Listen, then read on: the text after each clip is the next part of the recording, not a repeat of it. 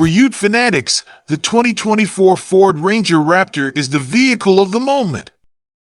With twin-turbo V6 petrol power rather than the original twin-turbo four-cylinder diesel launched in 2018, the heart transplant does a much better job shifting his 2.4-ton pickup. More on that later in this test, but the gist is simple. With the V-Box timing gear, he accelerates from 0 to 100 kilometers per hour in 6.0 seconds. Other outlets saved 0.1 or 0.2 this time, but I ran the test with a full tank and all safeguards on. I also found that it doesn't matter which mode you start in. Just pedal into the carpet and you're ready to go. For context, this is about as fast as a Volkswagen Golf GTI hot hatch, faster than a Ram 1500 V8, about 7.5 seconds, and slower than a supercharged Ram TRX V8, 5.0 seconds clean. Although the latter cost him $200,000, it costs more. Of course, the Raptor isn't all about linear speed.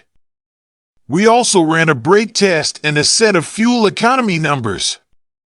This is explained in detail in the relevant section below. Amid all the hype, the Ford Ranger Raptor has a lot to love. But like all new cars, there is always room for improvement. Here's how the Ford Ranger Raptor fared in our on-road testing after his week in the drive garage. Off-road fun, stress reliever. Another review of all-wheel drive is in progress. This review is for all the brethren who want to turn on the asphalt and jet ski/boat ramps. Before Keyboard Warrior started, I owned a Ford Ranger Raptor and 2 jet skis.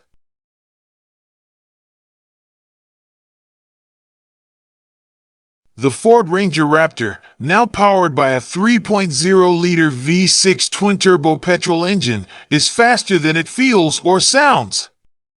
Acceleration: with our V-Box timing, he cleanly accelerates from 0 to 100 kilometers per hour in 6.0 seconds, cheeky for a double cab. Most diesel four-cylinder pickup trucks take 10 to 12 seconds to do the same job.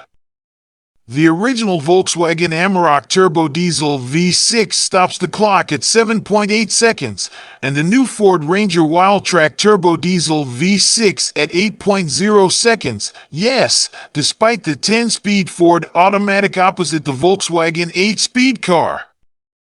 0.2 seconds slower than Amarok. In our experience, the different drive modes, normal, slippery, sport, Sport Plus, Baja, and 2H for A make little to no difference to his 0 to 100 kilometers per hour performance times on the Raptor. Did not bring. A series of 6.0 second times were recorded with a full tank and all safeguards activated. The brake pedal has a precise feel, and although the 4WD disc is carried over from the previous Raptor, it holds up well enough to regular use and only feels squishy after being repeatedly pushed too hard. The BF Goodrich K02 tires are excellent off-road and above average on dry pavement. Sure, you can feel the swell of the tread in corners, but it's not as big as other bumpy off-road tires. The biggest problem with his BF Goodrich K02 tires for on-road use is that they have longer stopping distances than Rota's rubbers, consume more fuel, and heat up when wet. Even with all-wheel drive, the Ford Ranger Raptor has to be driven with caution on wet roads and roundabouts, and its 2.4-ton weight can be felt in every detail. In the emergency braking test from 100 kilometers per hour to 0, the Ford Ranger Raptor climbed 47 m on the first run and 46 m on the second run. Most other double cabs on highway off-road tires on the same roadway route, he arrives at 40-42 m. We also know from experience that BF Goodrich K02 tires consume about 1.5 to 2.0 L/100 km on the road due to the extra drag. On the original Raptor, it was always 1.5 to 2.0 L/100 km, but turned out to be thirstier than Wild Track. Same engine used in highway tires.